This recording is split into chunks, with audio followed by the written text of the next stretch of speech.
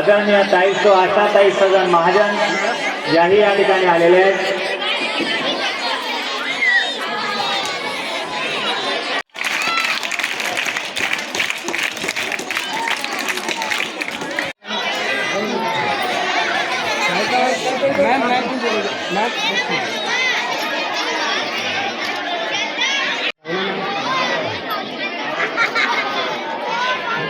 आलेल्या सर्व मान्यवरांना दीप प्रदान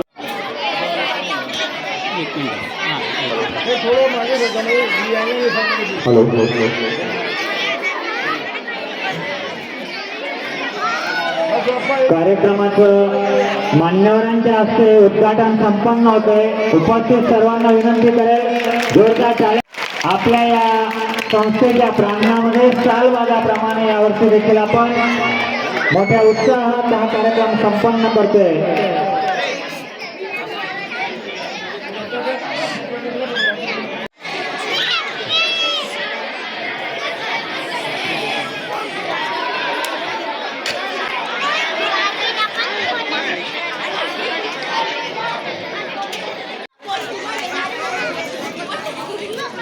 मी आनंद स्वागत घेतो।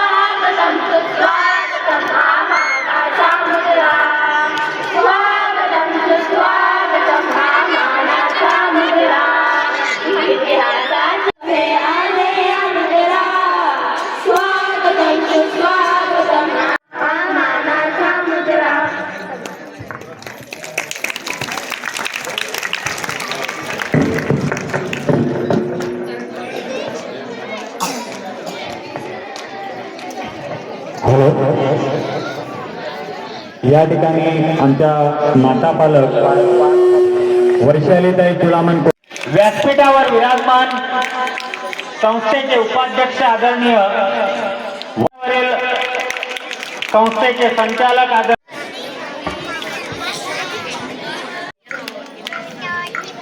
तसेच संस्थेचे संचालक आणि आज कार्यक्रमात या ठिकाणी आपल्या ठिकाणी आलेले आहेत। तसेच व्यासपीठावर संदीप कैलास महाजन या ठिकाणी तसेच व्यासपीठावर विराजमान भावनाताई पंढरीनाथ माळी उपस्थित आहेत। ताईसो भारतीताई सचिन महाजन चुडामन कुंभार राणीताई एकनाथ खजुरे उपस्थित घराघरात पोहोचवणारे व्यासपीठावरील सर्व मान्यवरांचा स्वागत आणि सत्काराचा या ठिकाणी कार्यक्रम कार्यक्रमाच्या प्रित्यर्थ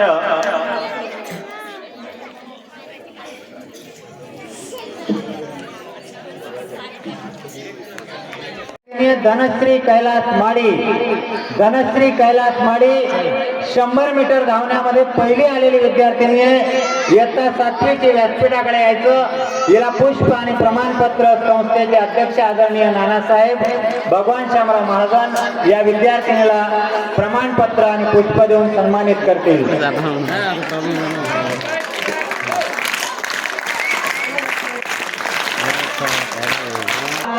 मुलींच्या गटामधून द्वितीय आलेली आराध्या दिगंबर महाजन 5वीचे विद्यार्थी आराध्या दिगंबर पुष्प घेऊन जायचंय बेटा। आराध्या दिगंबर प्रमाणपत्र आणि पुष्प प्रदान करावं झाल्या पाहिजेत। वैष्णवी विठोबा महाजन 6वी याच गटातून मुलांमध्ये त्यानंतर लोकेश मच्छिंद्र इंगळे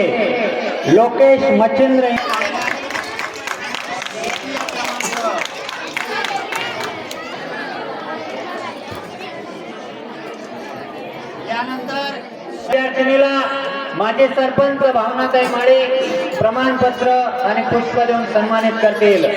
जोरदार टाळ्या झाल्या पाहिजे वैशालीसाठी 100 मीटर धावण्याच्या स्पर्धेत। द्वितीय क्रमांक आहे वसंत पवार मयुरी पवार द्वितीय क्रमांक प्राप्त।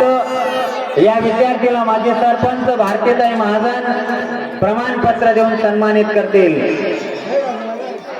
तृतीय क्रमांक आहे चैतन्य ओंकार माडी 8वी, चैतन्य ओंकार माडी 8वीची या विद्यार्थिनीला ताईसाहेब प्राजक्ता महाले प्रमाणपत्र देऊन सन्मानित करतील। चैतन्य लवकर यायचंय। त्यानंतर 8वी ते 10वीचा मुलांच्या गटामध्ये प्रथम आलेला विद्यार्थी आहे यश ज्ञानेश्वर पवार। यश ज्ञानेश्वर पवार इयत्ता 9वीचा विद्यार्थी, प्रथम आलेला विद्यार्थी। या विद्यार्थ्याला मी विनंती करेल महिला मंडळाच्या अध्यक्षा ताईसाहेब रत्नाताई महाजन या विद्यार्थ्याला सन्मानित करतील। यात द्वितीय क्रमांक आहे वेदांत प्रवीण महाजन 8वी, वेदांत प्रवीण महाजन। वेदांतला लवकर यायचं, वेदांत तो नसेल ते। तृतीय क्रमांक आहे वीरेंद्र ईश्वर महाजन 10वीचा विद्यार्थी। अतिशय सामान्य परिस्थितीतल्या विद्यार्थी काबाड कष्ट करून मेहनत करून यश संपादन करणारे। यानंतर कबड्डीचा गट आहे 5वी ते 7वीचा गट। कबड्डीतला आमच्या संचालिका श्रीमती आशाताई ज्ञानेश्वर महाजन यांचं देखील आगमन झालेलं आहे।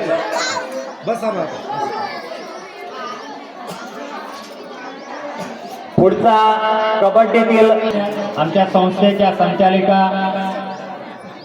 आदरणीय ताईसाहेब श्रीमती आशाताई ज्ञानेश्वर महाजन यांचं या ठिकाणी। रितिका, चैताली, अर्पिता, संजना इयत्ता 9वी, यश, संजय, कार्तिक, यश, मनोज, भावेश, मोहित, कुणाल, प्रसाद मुलांचा संघ कबड्डीतला टाळ्या झाल्या पाहिजेत या विद्यार्थ्या। यानंतर खो खो संघ होता मुलींचा इयत्ता 10। खो खो मध्ये देखील या संघाने यश संपादन केले। इयत्ता 10वीचा वीरेंद्र, हर्षल, सुमित, निलेश, विवेक, धनंजय, महेश, साहिल इयत्ता 10वीचा खो खोचा मुलांचा संघ। सपना, धनश्री, कोमल आणि पायल क्रिकेट मधील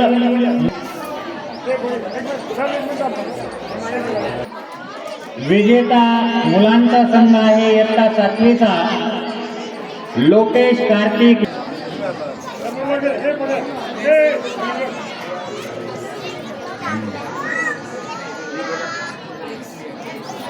यानंतर आपल्या विद्यालयाच्या प्रांगणात आम्ही शालेय विज्ञान प्रदर्शन आयोजित केलेलं होतं। या शालेय विज्ञान यानंतर मोठ्या गटातून इयत्ता 8वीतून वेदांत प्रवीण आणि तेजस राजेंद्र पवार इयत्ता 8वीतून या विद्यार्थ्यांना प्रथम क्रमांक आलेला होता। तुम्हाला सर पुढच्या मागे होतो पुढे या हितेश।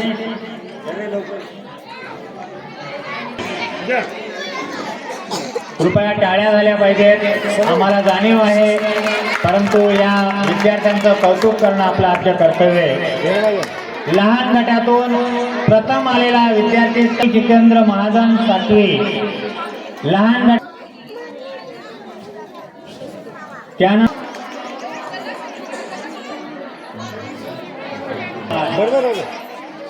या दोघा विद्यार्थ्यांना अप्पासाहेब वाघातर्फे ST महाजन सर यांना मी आमंत्रित करतो आणि त्यांनी पुढील कार्यक्रमाचं। मंजिल उन्हीं को मिलती है जिनके सपनों में जान होती है, पंखों से कुछ नहीं होता, हौसले की उड़ान होती है, हौसलों की उड़ान होती है। आमच्या 1ली ते 4थीच्या विद्यार्थ्यांच्या आम्ही वक्तृत्व स्पर्धा घेतली होती। या वक्तृत्व स्पर्धेमध्ये आम्ही शिक्षक दिवस साजरा केला आणि त्या माध्यमातून आम्ही वक्तृत्व स्पर्धेतून विद्यार्थ्यांची निवड केली। यात आमच्या इयत्ता 1लीतील वैदवी रवींद्र माडी या विद्यार्थिनीने प्रथम क्रमांक घेतलेला होता। अत्यंत सुंदर असं मनोगत व्यक्त केलं होतं। वैदवी रवींद्र माडी, वैदवी स्टेजकडे यायला। सुमित समाधान माडी इयत्ता 1ली, प्रज्ञा विकास राणे राजपूत वरती स्टेजवर यायचे बेटा. हिला सन्मान करतील नानासाहेब भगवान शामराव महाराणवाडी.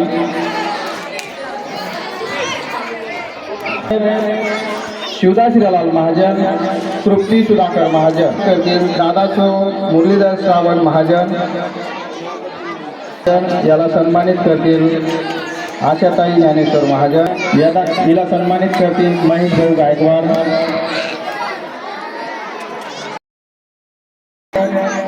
इयत्ता तिसरीचा विद्यार्थी याला सन्मानित करतील ताईसो भावनाताई पंडित. आपल्या लहानशा मुलांच्या कौतुक करण्यासाठी टाळ्यांची कमतरता भासत आहे. हिला सन्मानित कर. आम्ही साजरी केली होती, त्यात देखील आम्ही वक्तृत्व स्पर्धेचे आयोजन केलं होतं. त्या विद्यार्थ्यांच्या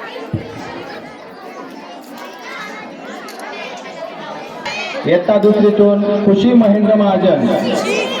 खुशी महेंद्र आमच्या माध्यमिक विभागाचे मुख्याध्यापक आर्किटेक्ट सर यांनी करावा असं मी त्यांना विनंती.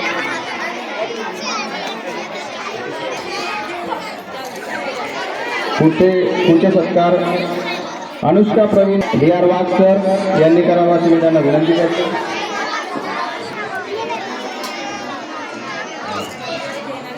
निकिता अशोक नितिका वेदिकाचा सत्कार RJ महाजन सरांनी करावा.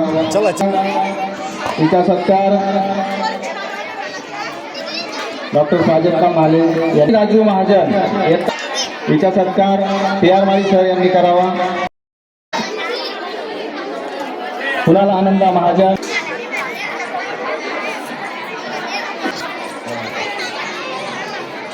या ठिकाणी वाघ सर.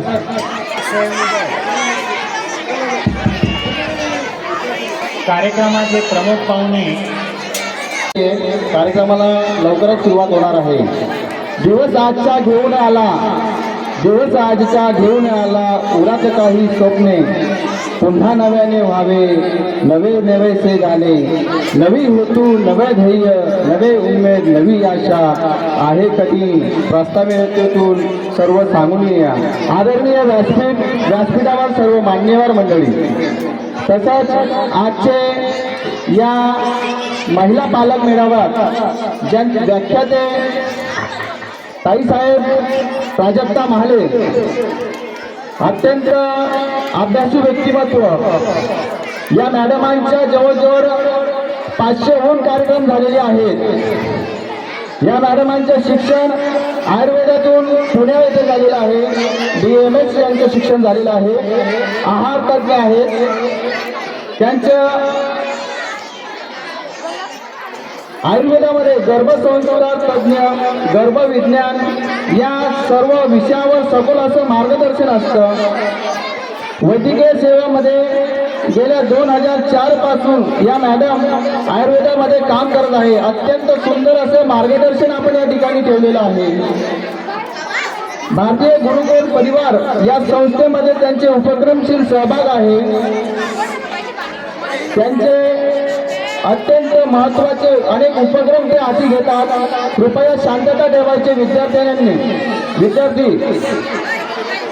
अत्यंत सुंदर व्याख्याते आपल्या या ठिकाणी आलेले आहेत. अत्यंत अभ्यासू व्यक्तिमत्व आणि गेल्या 500 कार्यक्रमामध्ये यांनी आपल्या कार्यक्रमाच्या माध्यमातून प्रचार केलेला आहे की आपल्या विद्यार्थ्यांना, आपल्या मुलांना आहार कसा दिला गेला पाहिजे. सांगण्यासारखं भरपूर आहे, परंतु या ठिकाणी वेळेचे भान ठेवून मी या ठिकाणी थांबतो. पुढील सूत्र माननीय HG महाजन सरांना विनंती करतो की त्यांनी हाती घ्यावं.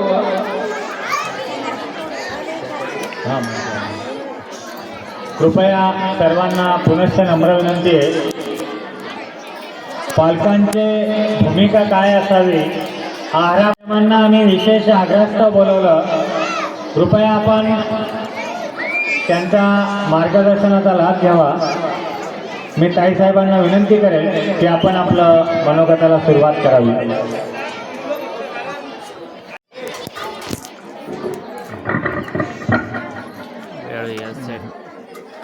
सगळ्यांना नमस्कार. वंदन करूया. आरोग्याची देवता भगवान धन्वंतरी यांना वंदन करते. आणि जे श्री तत्व आहे, देवीची आपण आराधना करतो, जी सगळ्यांच्या अंतरी आहे, अशा त्या देवीला आपण सगळेजण वंदन करूया. आणि अजून एक थोर महिला होऊन गेल्या की ज्यांच्यामुळे आज मी इथे तुमच्या समोर व्यासपीठावर उभं राहून काहीतरी बोलण्याचा प्रयत्न करते. माहिती आहे तुम्हाला? कोणी सांगू शकेल? कोण? महिलांना कोणी शिकवलं? मोठ्याने बोला. मग निश्चितच आजच्या ह्या पवित्र दिवशी क्रांती ज्योती सावित्री माईंचा उल्लेख केल्याशिवाय हे मला वाटतं माझं व्याख्यान सुरूच होऊ शकत नाही. तेव्हा त्या क्रांती ज्योती मातेने आपण सगळेजण वंदन करूया. शिक्षणाचा अधिकार महिलांना त्यांनी दिला आणि त्यांच्यामुळे आज अनेक महिला अतिशय उच्च पदावर कार्य करत आहेत आणि त्यांच्याच पवित्र स्मृतीला वंदन करून मी आजचा हा विषय मला घेऊन मला खूप आनंद होतोय. आपली शाळा शामराव एसो महाजन विद्यालय अडावत, आदर्श प्राथमिक शाळा अडावत, श्री संत सावता माळी शैक्षणिक व सामाजिक संस्था अडावत यांनी मला आज इथे एका उत्तम विषयावर बोलण्यासाठी, काही विचार मांडण्यासाठी मला इथे आमंत्रित केलं. खरं तर आभार शेवटी मानायचे असतात, पण मी सुरुवातीलाच मानते, नंतर विसरले तर मग बोलण्याच्या नादात. म्हणून मी सर्वांचे आभार मानते की ज्यांनी मला इथे आमंत्रित केलं. सगळे संस्थेचे कार्याध्यक्ष, संस्थेचे चेअरमन, ज्येष्ठ श्रेष्ठ आणि उपस्थित माझे सर्व श्रोतेजन. तुमच्याशिवाय कार्यक्रम पूर्णच होऊ शकत नाही, तेव्हा तुमचे आधीच आभार. नंतर पळून गेले तर म्हणाल मॅडम यांनी आभारच मानले नाही, है ना? छोटे बच्चे कंपनी. आजचा विषय खूप छान आहे. खरं तर आईच्या पोटात असल्यापासूनच आहार घेतो बाळ. आईंना माहिती आहे बाळाची जी नाळ पोटामध्ये जी जोडलेली असते, त्या नाळेमार्फत बाळ काय करत असतो? श्वास घेत असतो, जेवण करत असतो, पण तो दिसत नाही. म्हणजे आहार हा विषय इतका महत्त्वाचा आहे की या पृथ्वीवर जन्माला येण्याच्या पूर्वीपासून काय करत असतो? आपण आहार घेत असतो. आणि आहार हेच औषध आहे. हे माझं प्रत्येक व्याख्यानाचं माझं हे ते ब्रीद असतं किंवा हेडिंग असतं की आहारातूनच माणूस घडत असतो, बनत असतो, त्याचे आचार विचार घडत असतात. कुणाला कुणाला जेवण करायला आवडतं? हातवर करा. आणि पुरणपोळीचं, बासुंदी, श्रीखंडपुरीचं जेवण कुणाला आवडतं? सगळ्यांना आवडतं. कारल्याची भाजी कुणाला कुणाला आवडते? वा वा वा, छान छान.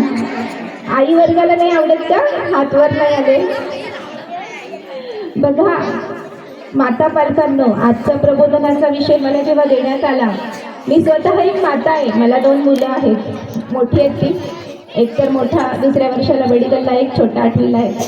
म्हणजे मी ज्या याच्यातून गेले, आई म्हणून, पालक म्हणून, ज्या अडचणी किंवा समस्या त्याच प्रत्येकाच्या घरात असणार आहे. पण प्रत्येक मूल वेगळं असतं. प्रत्येक आईला प्रत्येक मूल तिचं ते त्या पद्धतीने सांभाळावं लागतं. टॅक्टफुली हुशार होऊन की माझा मुलगा जेवण करत नाही अशा बऱ्याच तक्रारी घेऊन माता पालक जेव्हा माझ्याकडे येतात, तेव्हा मी त्यांना सांगते की तुम्हाला तुमचं मूल स्वतःच हँडल करायचंय. कारण तुम्ही त्याला जशी सवय लावली, तुम्ही जसं केलं, आईची जर भाजी पोळी खात नसेल, आताच्या पिढीमध्ये जास्त ह्या अडचणी आहेत. मुली जेव्हा मोठ्या होतात त्या काही भाज्या खात नाही, तेच लग्न झाल्यावर मग ते बाळ जे आहे, जेव्हा पोटात बाळ असतं, आई खात नसेल तर बाळ कसं खाणार आहे? म्हणजे शिकवावं कुणाला लागेल? मातेला, है ना? कदाचित तुम्ही म्हणाल की मॅडम आम्ही तर सगळं खातो, हे आमच्यासाठी नाही आहे. पण आत्ताच्या ह्या नवीन पिढी जी आहे ती भाजी पोळी वगैरे खाण्याला त्यांचं जरा विरोध असतो किंवा त्यांना फास्ट फूड वगैरे ह्या गोष्टी आवडत असतात. हरकत नाही, कधीतरी खाल्ल्या पाहिजे. पण आपलं शरीर जे घडत असतं मुलांनो, ते कशातून घडत असतं? जेवणातून घडत असतं की नाही? माणसाच्या मूलभूत गरजा काय आहेत सांगा? अन्न, वस्त्र आणि निवारा. म्हणजे 1/3 आपल्या जीवनाचा भाग हा अन्नाचा व्यापलेला आहे की नाही? म्हणजे अन्न आपण चांगलं खाऊया, पौष्टिक खाऊया, तर चांगले हुशार होऊ की नाही आपण? कुणाला पहिला नंबर मिळवायला आवडतो?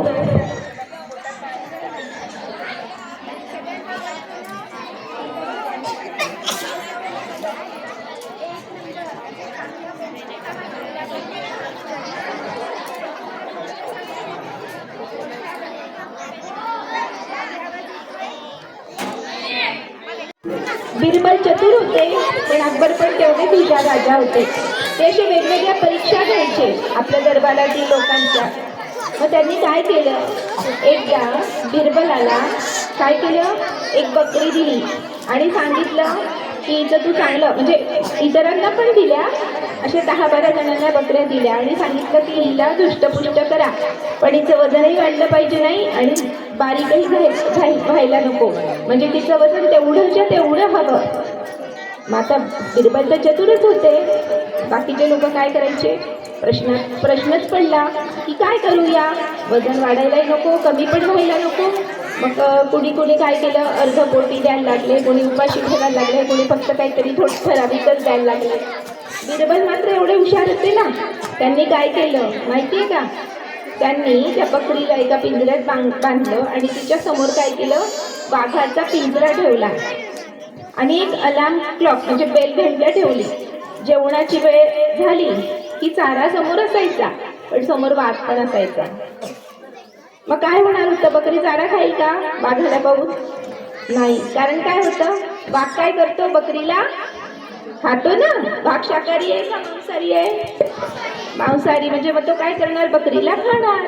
मग तिला तो ताण होता, मग त्याच्याने ती जेवायची पण नाही आणि मग बिरबल अगदी जगण्यापुरता आवश्यक तिला चारा देत होता. त्याच्याने काय झालं, तिचं वजनही वाढलं नाही आणि कमी पण झालं नाही. मग एका ठराविक दिवशी अकबराने सगळ्यांना बोलवलं की तुमचं दाखवा, वजन करा.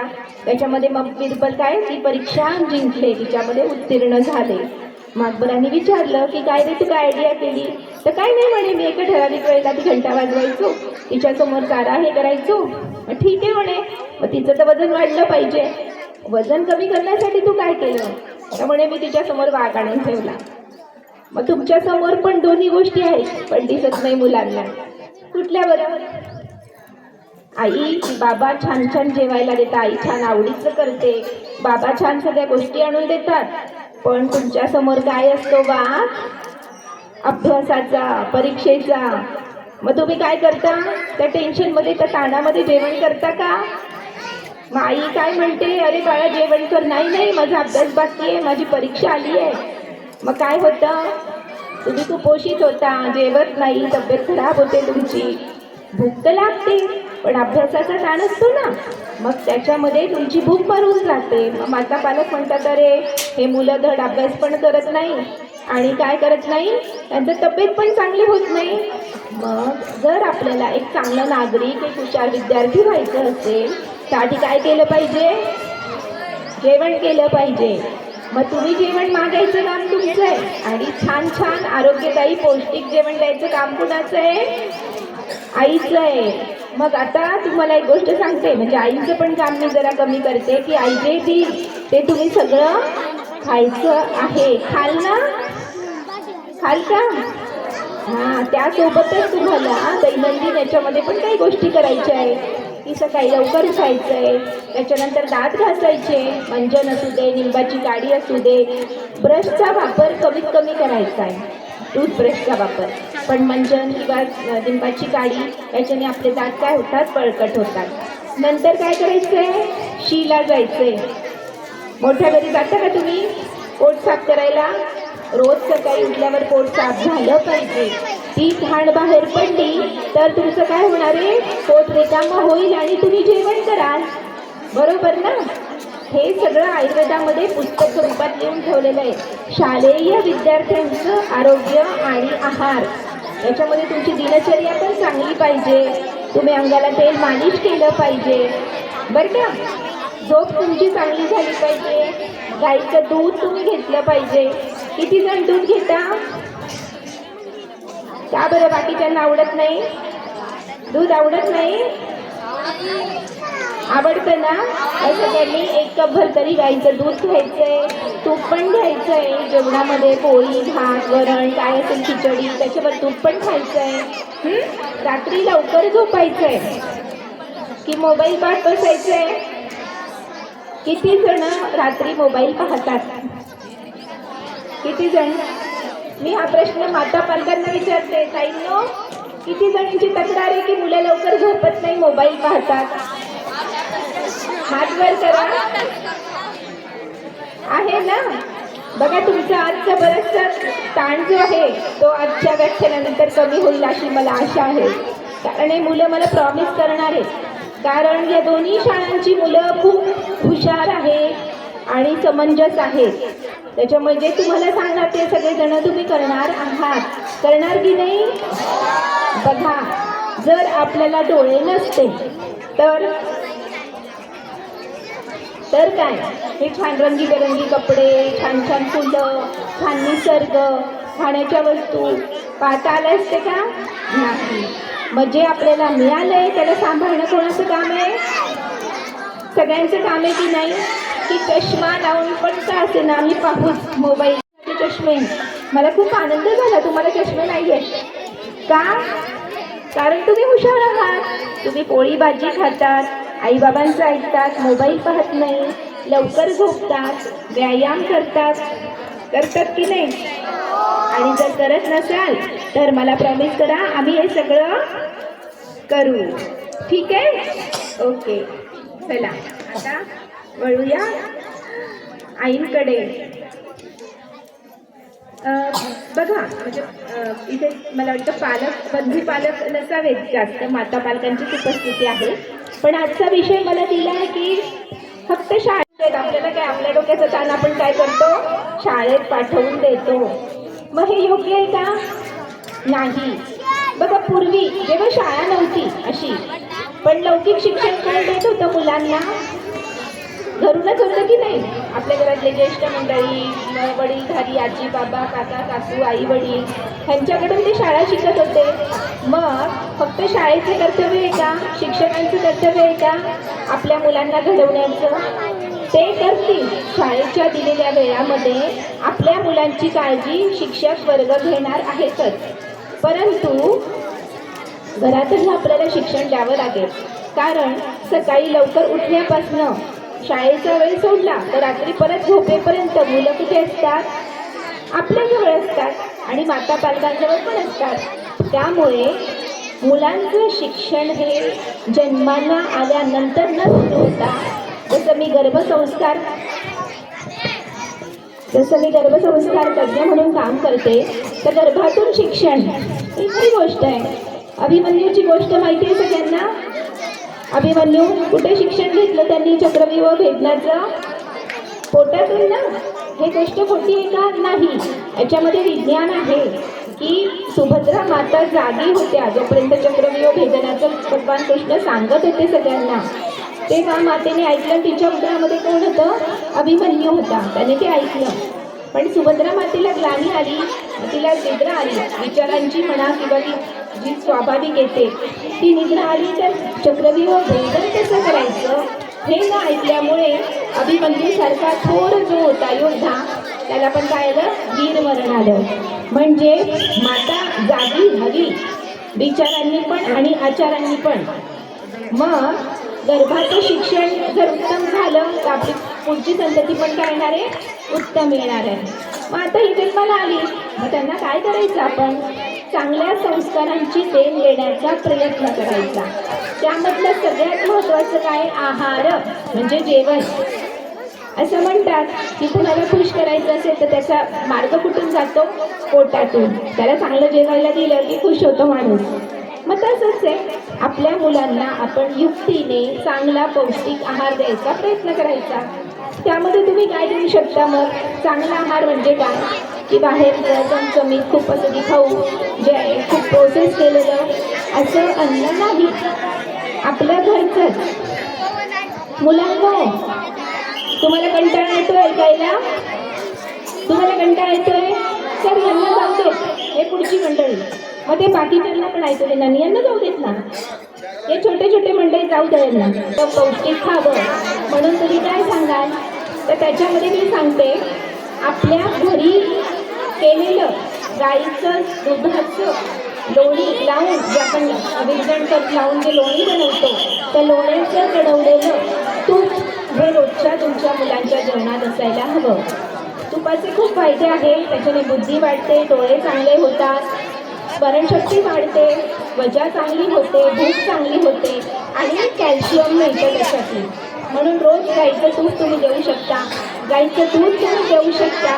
वरण भातावर, भाकरी भाजी याच्यावर, पोळीवर तुम्ही त्यांना 1 चमचा दूध देऊ शकता. त्यांच्या जेवणाच्या वेळा नियमित ठेवा, हे महत्त्वाचं आहे. बेकरीचे पदार्थ शक्यतो त्यांना देऊ नका. दूध आणि केळी किंवा दूध आणि फळं हे म्हणजे धान्य आहे ते त्यांना देऊ नका. याच्याने काय होतं, त्वचा विकार होत असतात. फ्रूट सॅलड म्हणा किंवा बाहेरचे बिस्किट, दूध बिस्किट, चहा चपाती असे पदार्थ पण मुलांना शक्यतो देऊ नका. त्याच्याने काय होतं, पोटामध्ये जंत होतात आणि अपचनाचे पण त्रास त्याच्यामध्ये होत असतात. ऋतूनुसार आहार आपल्याला सांगितलेला आहे आयुर्वेदाने. ऋतूनुसार आहार किंवा आपल्या भागात जे पिकतं ना तेच खायचं. म्हणजे आता आपण राहतो खानदेश म्हटला जातो आपला भाग. आपल्या भागामध्ये काय काय जास्त होतं, डाळी, कडधान्य, शेंगदाणे, तीळ किंवा भाज्या. आता आहे हिवाळा, हिवाळ्यामध्ये सगळ्याच भाज्यांचं प्रमाण मुबलक असतं. मग तुम्ही त्यातल्या त्यात त्यांना फळभाज्या द्या. सगळ्या प्रकारच्या फळभाज्या त्यांना दिल्या गेल्या पाहिजे. मुगाची डाळ आहे, हिरवे मूग आहे, हे तुम्ही त्यांना देऊ शकतात रोजच्या जेवणामध्ये. प्रोटीन्स त्यांना मिळतील. आणि पोळीच न देता भाकरी पण द्या. भाकरी हा आपला पारंपरिक आहार होता. आता बरेच जण भाकरी नावाची गोष्ट कालबाह्य झाल्यासारखी झाली आहे. पण भाकरी कशी असते, रवाळ असते. पोळी काय असते, चिकट असते. ती आतड्यांना चिटकून राहते आणि मग पोट साफ होत नाही. मग बऱ्याच वेळा माझ्याकडे 5-5, 6-6 दिवस शिला न झालेल्या मुलांना घेऊन जेव्हा पालक येतात आणि त्या मुलांचा चेहरा इतका रडवेला असतो की ती पोटातनं ती बाहेर पडत नाही आणि ते पोट दुखतं आणि शी पण होत नाही. अशा वेळेला त्यांना मी आहार हेच औषध सांगते, आहार बदला. गाईचं तूप आणि तेल, शेंगदाण्याचं तेल ह्यांचा आहारात वापर करा. कच्च्या स्वरूपात खा. खूप तेलकट तळलेले पदार्थ खाऊ नका. मैद्याचे पदार्थ खाऊ नका.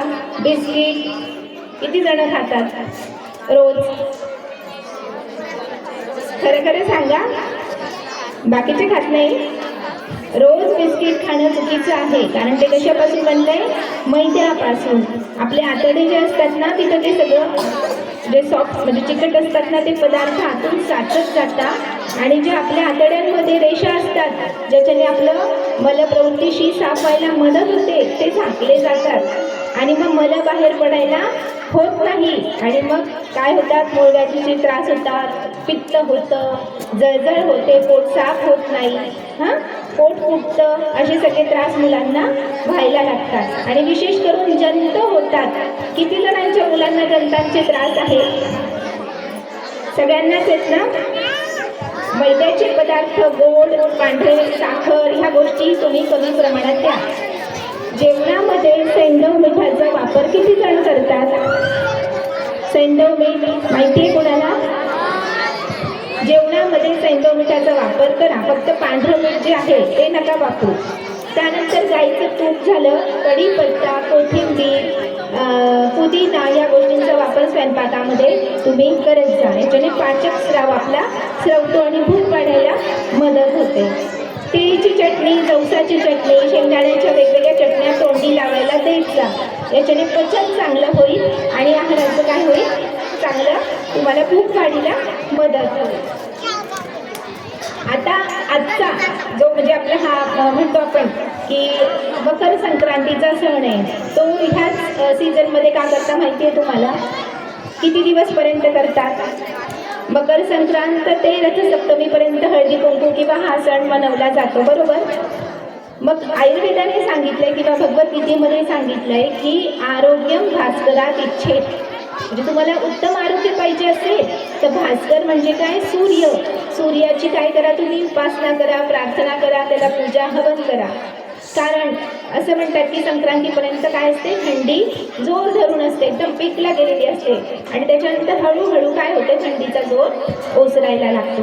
मग ह्या ऋतूमध्ये तुम्ही काय केलं पाहिजे, हिवाळ्यामध्ये अंगाला तेल मालिश केली पाहिजे, मुलांना पण आणि आपल्याला पण. तिळाचं तेल किंवा खोबरेल तेल हे सगळ्यात उत्तम आहे मालिशसाठी. ज्यांना त्वचा चांगली ठेवायची आहे, तिचा टोन चांगला ठेवायचा आहे, त्वचा विकार होऊ द्यायचे नाही, विशेष करून मुलींना तुमच्या आवडीचा विषय, पिंपल वगैरे होऊ द्यायचे नाहीये, त्यांनी काय करायचंय, मालिश करायची आहे. त्याच्याने त्वचा विकार होत नाही, थंडीचे विकार होत नाही, हाडं बळकट राहतात आणि त्वचेच्या खाली काय होतं, मेद साठत नाही. ज्यांना वजन अबाजवी वाढवू द्यायचं नाहीये त्यांनी अभ्यंग करायचा. हिवाळ्यात तर करायचाच आहे, पण वर्षभर पण एक आठवड्यामध्ये 1 दिवस तरी तुम्ही काय करायचंय, पूर्ण अंगाला काय करायचंय, मालिश करायची. पैलवानासारखं नाही, पण जसं दिवाळीला फक्त अभ्यंग आहे तसं नाही. तळपायला गाईचं तूप लावायचं आणि पूर्ण अंगाला आपलं तिळाचं तेल लावायचं आणि डोक्याला खोबरेल तेल लावायचं. याच्याने केस पण पांढरे होणार नाही, ते प्रमाण कमी होईल आणि अंगाला जे आपण म्हणतो की सुरकुत्या येणं किंवा त्वचा फाटणं, हिवाळ्यामध्ये उलटे है ना, मॉइश्चरायझर वगैरे लावण्याची शक्यता वेळ येत नाही. तर अभ्यंग करायचं आहे, लवकर उठायचं आहे, सूर्याला पाणी म्हणजे अर्घ्य द्यायचं आहे, सूर्यनारायणाची पूजा करायची आहे. ह्याच ऋतूमध्ये का सांगितलंय, कारण सूर्याशिवाय आपलं अन्न पचन होऊ शकत नाही. भगवान कृष्णांनी भगवद्गीतेमध्ये एक श्लोक सांगितलाय, कदाचित या जुन्या मंडळींना आजी वगैरेंना माहिती असेल, अहम वैश्वानरो भूत्वा प्राणिनां देहमाश्रिता. हा माहिती आहे मावशींना?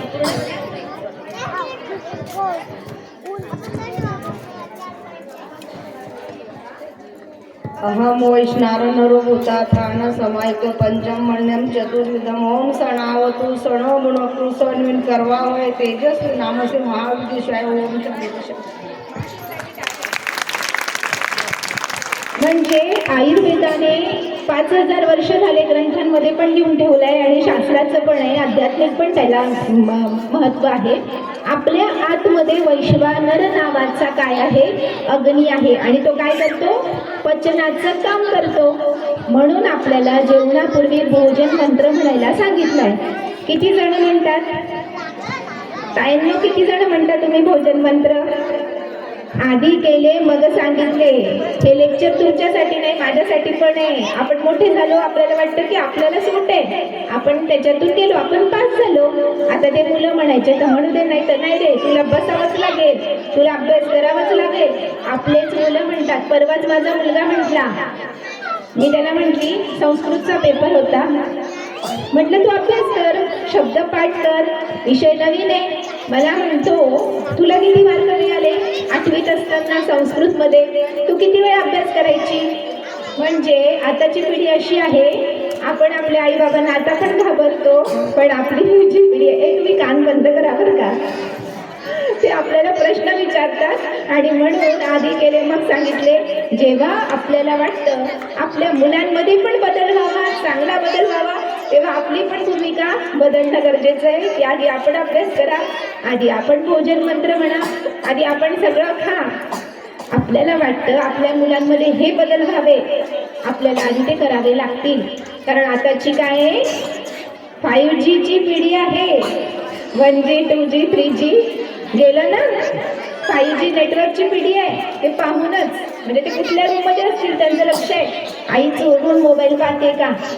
तो मला विचारतो, माझा मुलगा, आता मी डॉक्टर आहे, मला माझं बरंचसं काम मोबाईलवर आहे. तो घरी आला की तो आधी म्हणतो आईचा स्क्रीन टाईम किती आहे. मग मी त्याला सांगते, अरे मी नाही पाहिला मोबाईल. हे बघ आई, तू मला सांगू नको, हे इथे उत्तर आहे, इथे तुझा स्क्रीन टाईम दिसतोय.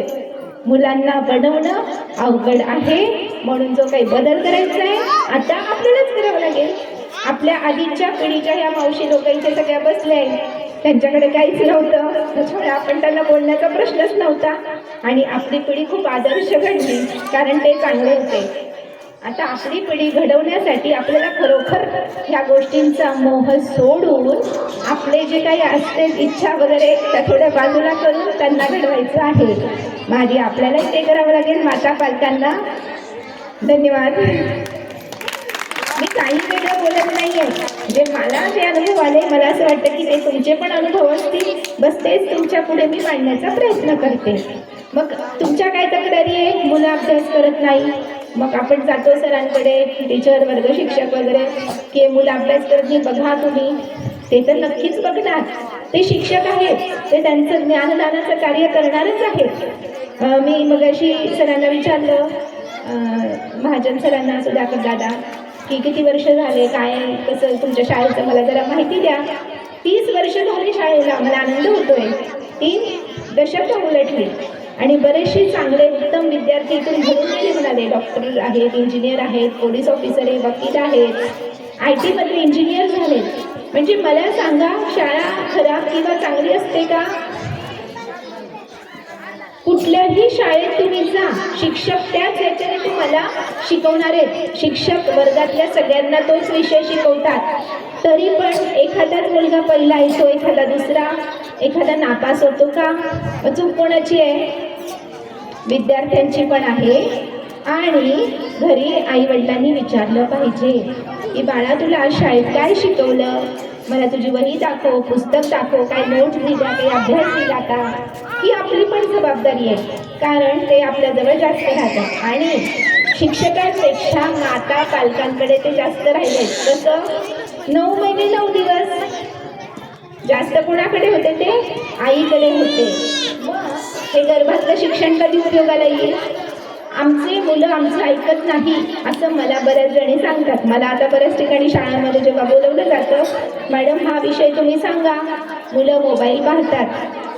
पौगंडावस्थेतल्या मुलांना विचित्र त्यांचं आचरण चाललंय की मुलं मोठी झाली की मोबाईल पाहतात आणि मोबाईलवर हे कुणाचे आहेत? प्लीज यांना जरा थोडं बाजूला न्याल का? त्यांचा विषय नाही. ह्या विषयावर मी साधारण चोपड्यात आल्यापासनं माझ्या 20 ते 22 शाळा झाल्यात 3.5 वर्षांमध्ये. ह्या विषयावर मला बोलवलं जातं, विशेष करून की कळी उमलते किंवा मुलांमध्ये पण आता वय कमी झालेलं आहे. आता पालकांना 8 वर्षाच्या मुलीला पण आता काय येते? रजस्वला परिचर्या किंवा आता पिरियड, तिला मासिक पाळी सुरू झाली आहे. त्याच्यामुळे त्याचं कारण पण हेच आहे. मुलींना ऐकून घ्या तुम्ही सगळेजणी, जेवण, लाईफस्टाईल चेंज, म्हणजे तुम्ही दिवसभरामध्ये काय करत आहात याच्यामुळे पण तुमचं काय होतंय? हार्मोन्स बदलत आहेत. मुलांना तुमचे पण बदलता, पण ते लक्षात येत नाही.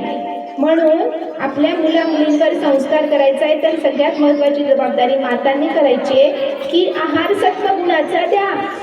म्हणजे काय? स्वयंपाक करताना मंत्र म्हणा, श्लोक म्हणा, स्तोत्र म्हणा. बघा, आपण शिरा बनवतो आणि सत्यनारायणाचा काय असतो? प्रसाद. शिरा कितीही खाल्ला समाधान होतं का? नाही. प्रसाद थोडासाच असतो की नाही? आणि तो पण आपण घरातल्यांसाठी घेऊन जातो सोबत, थोडा रस्त्यात कोणी भेटलं तर त्याला देतो, पण तो पुरतो का? तो असतो त्याच्यामध्ये कुणाचा अंश उतरलाय? भगवंताचा नामस्मरण, ते पूजा ठराविक प्रमाणात तो बनवला जातो ना, 1.25 पटीने.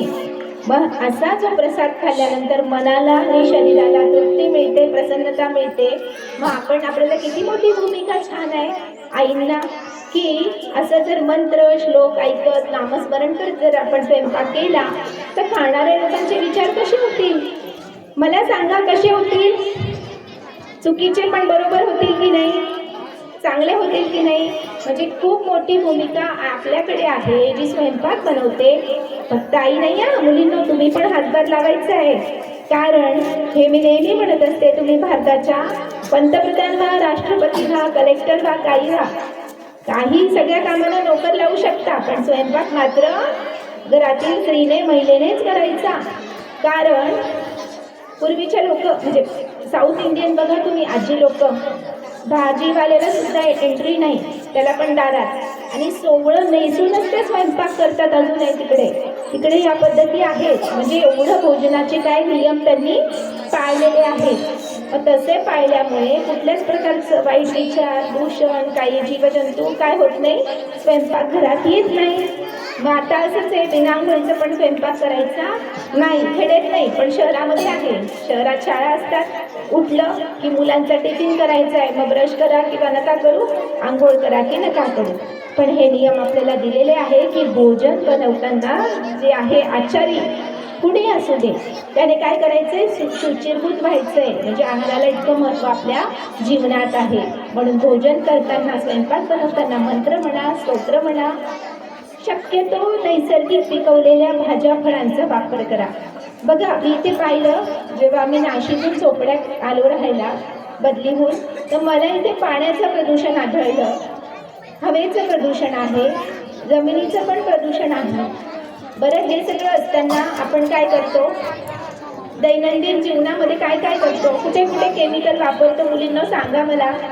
सकाळी उठल्यापासनं सकाळी ब्रश, पेस्ट, त्याच्यानंतर आंघोळ, शॅम्पू वापरतो, केसांना साबण वापरतो, फेस वॉश, हँड वॉश, सगळं हार्पिक आहे, डिशवॉश आहे, परत बाथरूमचं वेगळं, त्याचं वेगळं.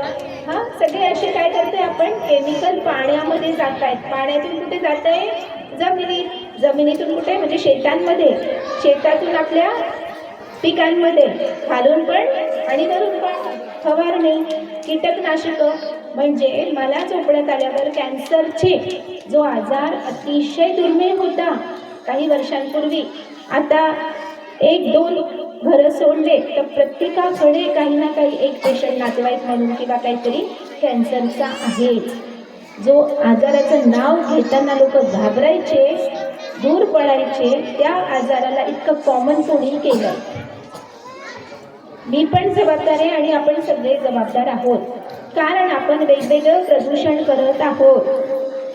का सर्रास त्या ॲड टीव्हीवर येतात, दूरदर्शनवर, हे वापरला तुमचे दात तुमचे असे होतील, हा शॅम्पू वापरला तुमचे केस छान होतील, हे कंडिशनर वापरा तुमचे केस छान चमकतील, हे कपड्यांचं डिटर्जंट वापरा तुमचे कपडे छान चमकतील, हे भांड्यांचं पावडर वापरा किंवा हे वापरा तुमचे भांडे एकदम छान निघतील, तेलकटपणा जाईल.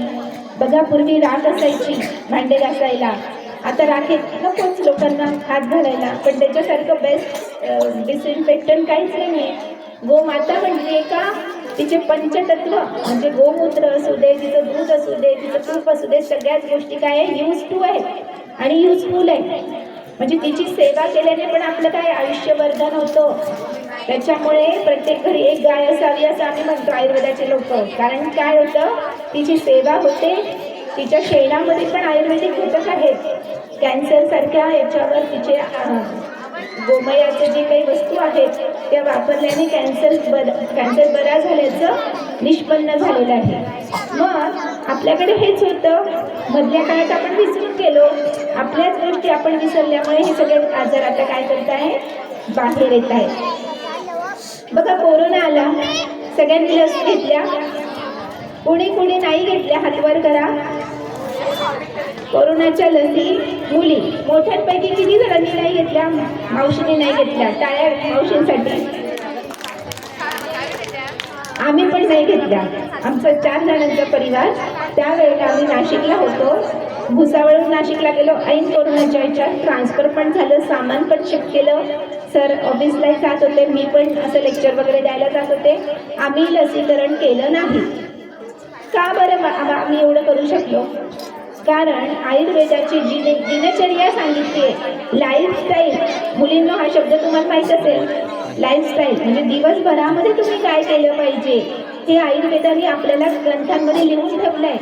ती जर तुम्ही दिनचर्या पाळली, ऋतुचर्या पाळली तर तुम्ही आजारीच पडणार नाही. आणि आजारी पडलात तरी तुम्हाला असं ॲडमिट वगैरे व्हावं लागणार नाही, तेवढ्यात तुम्ही थोड्या औषधात बरे व्हाल. मग ही लाईफस्टाईल तुम्ही पाळा, आयुर्वेदाच्या नियमांचं तुम्ही नेहमी हे करा. कोरोना येऊ दे की अजून कुठले आजार येऊ दे, तुम्ही त्याला बळी पडणार नाही. सगळ्यात आधी तर भीतीनेच अनेक लोक धास्तीनेच त्यांनी ॲडमिट झाले होते आणि त्याच्यातच त्यांचा काय झाला, दुर्दैवी अंत झाला. मनुष्य जीवन अनमोल आहे, घाबरू नका, पण आपलं जीवन कसंही वापरू नका, कारण ते आपलं नाही आहे, आपल्याला ते दिलेलं आहे भारत मातेच्या विकासासाठी, समर्थ भारत करण्यासाठी. भारत मातेच्या आपण लेकी आहोत, सावित्रीच्या लेकी म्हणतो ना आपण स्वतःला. सावित्रीबाईंनी काय केलं त्यांच्या जीवनाचं सार्थक केलं. मेल्या पण अजरामर झाल्या नाव रूपाने झाल्या की नाही, की त्यांनी फक्त संसार करून केले असते त्या पण माझं घर माझं संसार, पण त्या व्यतिरिक्त त्यांनी तरी काहीतरी वेगळं केलं. आज आपल्या समोर मला तुमचं हे विचार मला मांडण्याची संधी ती त्यांच्यामुळेच मिळाली. पण आपलं ज्ञान आपल्या पुरतं न ठेवता आपण जर चांगलं सगळ्यांना वाटलं तर नक्कीच आपलंही नाव काय होणार आहे, छान उत्तम होणार आहे.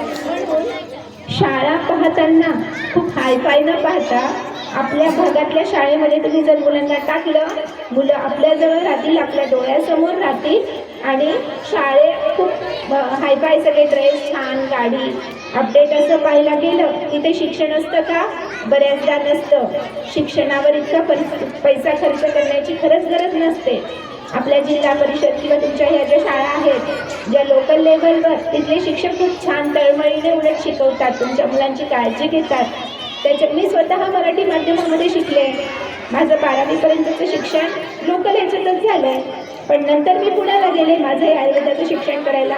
म्हणून मी कुठल्या इंग्रजी किंवा मोठ्या ज्या शहरात शिकलेल्या मुलांपेक्षा स्वतःला कमी नाही, उलट ते मुलं फक्त इंग्रजीच, पण मी खेडेगावातल्या मुलांशी पण पालकांशी पण हितगुज साधतेच आहे.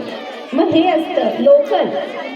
मग वोकल फॉर लोकल ही जी थीम आहे, म्हणजे आपल्या गावचा विकास गावातूनच करायचा आहे. म्हणजे तुम्ही गाव आपलं असं तयार करा की कुठे बाहेरून काही आणायची गरजच नाही. अन्न धान्य गावातून, भाज्या फळं गावातून. म्हणजे पूर्वी जी पद्धत होती 12 बलुतेदार, गावातूनच व्यवहार व्हायचे, कुठे कुणाची आवश्यकता नव्हती, कुणावर निर्धारून राहायला नको होतं. मग ते सगळं करायचं आहे. तर बेसिक तुम्ही काय करायचं आहे मुलांना, शाळेचं शिक्षण काय करायचंय, पक्क करायचंय, पाया पक्का करायचा आहे. आणि मला वाटतं मी माझं म्हणजे बऱ्यापैकी जे काही आहे ते देण्याचा प्रयत्न केला आहे. तुम्हाला जर काही शंका असतील तुम्ही नक्की मला असं माईकच्या याच्यावरून विचारू शकता किंवा नंतर पण पर्सनल मला तुम्ही भेटून विचारू शकता. पण त्याचा टेक होम मेसेज काय न्यायचं आहे की आहार हेच आरोग्य आहे. आहारातूनच आपण बरे होऊ शकतो.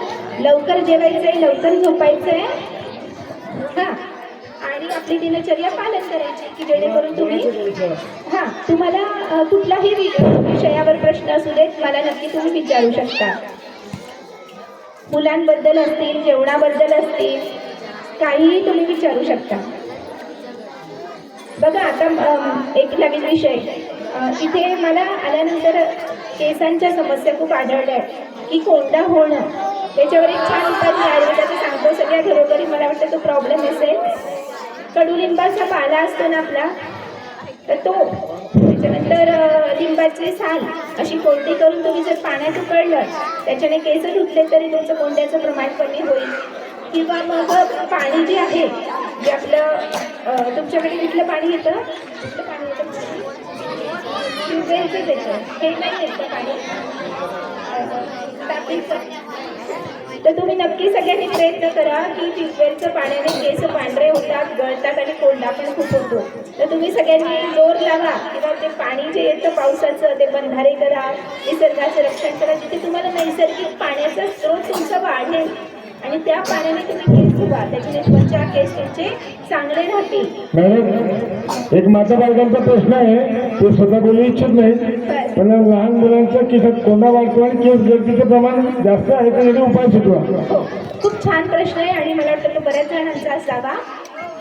कोंड्याचं मी जसं सांगितलं की तेल न लावणे हे एक मोठं कारण आहे. स्वच्छता न ठेवणे दुसरं कारण आहे. तिसरं म्हणजे मोठं कारण मला आढळलेलं पाणी. इथलं पाणी खूप जड आहे, पचायलाही जड आहे, त्याच्याने कपडे किंवा जे भांडे ते सुद्धा तुमचे बघा असे क्षारयुक्त होतात, कडक होतात. मग ते तर केस आहेत, केस खराब होणारच आहे. मग ते पाणी काय करायचं, तुम्ही हलकं करण्यासाठी काय करायचं, त्याच्यामध्ये कडुलिंबाची पानं टाकून ते उकळून मग त्याचा काढ्याने ते आधी केस धुवायचे आणि मग स्वच्छ पाण्याने केस परत त्यांना धुवून टाकायचं. तेल लावायचं. जेवणामध्ये तुम्ही जे आपले तेलयुक्त बियाच्या चटण्या असतात, शेंगदाणे म्हणा, तीळ म्हणा, खोबरं म्हणा, यांचा वापर करा. कारण याच्यामधून काय निघतं, वस्तूमधून तेल निघतं आणि ते काय होतं, आपल्या हाडांना बळकट करतं. आणि हाडांचाच केस हा एक उपधातू म्हटलंय, नख केस. मग तुम्ही जर कॅल्शियम आहारात घ्याल तर तुमच्या केसांची पण वाढ अजून चांगली होईल. पांढरं केस होण्यामागे जास्त प्रमाणात तुम्ही खारट पदार्थ, मसाल्याचे पदार्थ, पाणीपुरी किंवा बाहेरचे पदार्थ खाणं हे एक मोठं कारण आहे. मॅडम, माता बालकांचा दुसरा प्रश्न असा आहे की मुलांची भूक मंदावते, कमी लागते, त्यासाठी उपाय सुचवा. भूक मंदावते आणि जेवण कमी करतात, यासाठी उपाय सुचवा. जेवण कमी जातं. हो. खूप चांगला प्रश्न आहे. भूक का कमी लागते? त्यांचं पोट जर भरलं, म्हणजे हे छोटे छोटे मंडळींचं आधी घेऊया, छोट्या मंडळींचंच विचारायचं आहे तुम्हाला. तर ती मुलं जर जेवली तर जेवल्यानंतर काय ते सुस्ती येते. एक कारण जेवण न करणं. दुसरं म्हणजे अतिचंचलता. मोबाईल वगैरे तुम्ही त्यांना जास्त देत असाल किंवा कार्टून पाहणं. कार्टूनमध्ये काय असतात, ते सतत बोलत असतात, सतत हलत असतात कार्टून. त्याच्यामुळे आपले पण मुलांचा मेंदू तसाच तो काय करत असतो, कायम झोपेत पण तसा तो ॲक्टिवेट असतो. मग अशी मुलं चंचल होऊन जातात, हायपर ॲक्टिव्ह होऊन जातात. दुसरं म्हणजे आहारामध्ये तुम्ही त्यांना बाहेरचे पदार्थ देऊ नका, मैद्याचे पदार्थ देऊ नका. गाईचं दूध, तूप यांचा वापर करा. झोपताना पायाला त्यांना काय करा, गाईचं तूप काशाच्या वाटीने त्यांना मालिश करा. डोक्याला इथं थापायचं. गाईचं तूप खूप छोटे असतील तर, आणि जर थोडे मोठे असतील तर आपलं तेल घ्यायचं आणि इथे असं त्यांना टॅपिंग करायचं, म्हणजे थापायचं रात्री झोपताना, की त्यांचा मेंदू हळूहळू काय होईल, शांत व्हायला मदत होईल. तिसरा प्रश्न आहे, लहान मुलांना मांसाहार द्यावा का देऊ नये? काय द्यावं? मांसाहार. म्हणजे खूप असा प्रश्न येतो द्विधा. कारण जे शाकाहारी लोक आहे त्यांना तर काही म्हणजे मांसाहार द्यायचं नाही, द्यायचं काही पोषण नाही होणार नाही असं नाही. मांसाहारी लोकांमध्ये असं असतं की मोठ्यांना आवडतो, मग त्यांना असं वाटतं की आपल्या बाळाने जर खाल्लं नाही तर त्याचं कुपोषण होईल का, किंवा एखादं त्याच्यात कमी होईल का. तर तसं काही नसतं. आपले आतडे, माणसाचे आतडे हे फक्त शाकाहारासाठीच बनलेले आहेत. ते आपल्या परंपरेनुसार किंवा आपण ज्या ह्याच्यानुसार ते शाकाहारी किंवा मांसाहारी आपलं काय झालेलं आहे, परिवर्तन झालं आहे. त्याच्यामुळे मांसाहार द्यावा असं आयुर्वेद काही सांगत नाही. पण एखादा आजार असेल त्याच्यामध्ये त्याला थोडंसं शक्तीची किंवा टॉनिकसारखं काही देण्याची गरज वाटली तर आपण देऊ शकतो, पण आग्रह नाही. पुढचा प्रश्न असा आहे, विद्यार्थ्यांचा बऱ्याच विद्यार्थ्यांना चष्मा लागतोय, तर चष्मा लागू नये यासाठी उपाय सुचवा. खूप छान. मी मगाशीच उल्लेख केला की मला इथे चष्मेवाले मुलंच दिसते नाही, तर मला खूप आनंद झालेला आहे. पण लागू नये म्हणून आता काय करू शकतो, तर त्यांना जेवण चांगलं द्या, हिरव्या भाज्या द्या, गाईचं तूप द्या. जर मोबाईल किंवा टी व्ही पाहत असतील तर जरा अंतरावरनं त्यांना हे करा. सकाळी उठून सूर्याचा जो कोवळा प्रकाश आहे, सूर्यनारायणाला पाणी घालायला सांगून त्याच्याकडे थोडंसं पाहायला सांगा. त्याच्याने डोळे चांगले होतात, तेज वाढतं. त्याच्यानंतर पायाला काशाच्या वाटीने तूप चोळायचं आहे. त्याला पादाभृंग म्हणतात. पूर्वी आपल्याकडे असायचं, आता आपण विसरून गेलो. काशाच्या ताटामध्ये जेवणं किंवा त्या भांड्यांमध्ये आपण करायचो, तर त्याच्याने पण डोळे चांगले राहायचे किंवा हाडं बळकट राहायचे. पण आता आपलं सगळं विसरून गेलो. स्टील आलं, स्टीलच्या अगोदर ॲल्युमिनियम होतं, तर ते सगळं फेका. माता पालकांना सगळ्यांना सांगते, ज्यांच्या घरी ॲल्युमिनियमच्या कढया आहेत, कुकर आहेत, जी काही भांडी पातेली असतील सगळी मोडीला काढा. माझ्या पण घरी नाहीये, कोटिंगची भांडी वापरू नका, माझी विनंती आहे. आणि कुकर पण वापरू नका. एकच मिनिट राहा. कुकर वापरू नका. पातेल्यामध्ये डाळ शिजवा, भात पण पातेल्यामध्ये शिजवा, टोपामध्ये म्हणतात तिकडे, किंवा मग खिचडी पण पितळेच्या पातेल्यामध्ये शिजवा. कुकरचा वापर बंद करा. कुकरच्या वस्तू खाल्ल्याने मधुमेह म्हणजे डायबिटीस होतो, सांध्यांचे त्रास होता, वजन वाढतं. ज्यांना वाटतं आपण बारीक राहावं, ज्यांना डायबिटीस होऊ नये असं वाटतं, त्यांनी कुकरचा भात आणि ते सगळं बंद करा. मॅडम पालकांचा प्रश्न आहे, काही विद्यार्थ्यांना जेवल्यानंतर वॉमिटिंग होते, ते होऊ नये यासाठी उपाय सुचवा. जेवल्यानंतर उलट्या होतात, ते होऊ नये यासाठी उपाय सुचवा. बघा लहान मुलं असतात त्यांना विशेष करून जंत होतात. जंतामुळे असं उलटी होण्याचा प्रकार असतं. दुसरं म्हणजे त्यांना खाल्लेलं अन्न पचत नसेल म्हणून ते उलटीद्वारे बाहेर पडतं. तर त्यांचं लाईफस्टाईल बघायला हवी की त्यांना नेमका त्रास आहे का, पित्ताचा त्रास आहे का, म्हणजे ॲसिडिटी आहे का, अन्नपचन त्याला पोटाचा त्रास आहे का, म्हणजे पोट साफ न होणं. कारण जर आपण पोट साफ होत नसेल, वरून अन्न टाकलं तर त्याला जागा नाही ना निघायला, म्हणजे वरती येतं. अशी 3-4 कारणं आहे. त्यातलं तुम्हाला पर्सनल डॉक्टरांना भेटून त्याचं ओपिनियन तुम्हाला घ्यावं लागेल. हां नक्की का समाधान करायला स्वतःच्या बाबतीत तुमच्या साठीच्या वरच्या लोकांची जरी असले तरी मी सांगेल तसं तुम्ही विचारू शकता. आयुर्वेदिक घेता, अरे वा छान. काही विश्वगुरू त्याच्यामुळेच आहे. आपलंच आपण विचारलो, ॲलोपॅथीच्या मागे लागलो आणि म्हणून काय झालं, आपण आजारी पडलो. कारण त्यांच्याकडे उत्तर नाही आहे, एक लक्षात घ्या. व्याख्यान दिलं आणि आपल्याला समजून काढलं की आहार कसा घ्यावा आणि सांगितलं की आपल्या जीवनात आहार किती महत्त्वाचा आहे. तसेच आपण मॅडम महाडेचे मी एक आभार मानते. थँक्यू मॅडम महाडे की तुम्ही आम्हाला चांगलं आहाराचं महत्त्व सांगितलं. व्यासपीठावर जमलेले मान्यवर व माझे पालक मित्रांनो, तुम्ही इतका वेळ आमच्या कार्यक्रमाला दिला या मनापूर्वक मी तुमचा आभार मानते. थँक्यू. कार्यक्रमासाठी व्यासपीठावरील आमचं सन्माननीय संचालक मंडळ आपला बहुमूल्य वेळ देऊन आलात.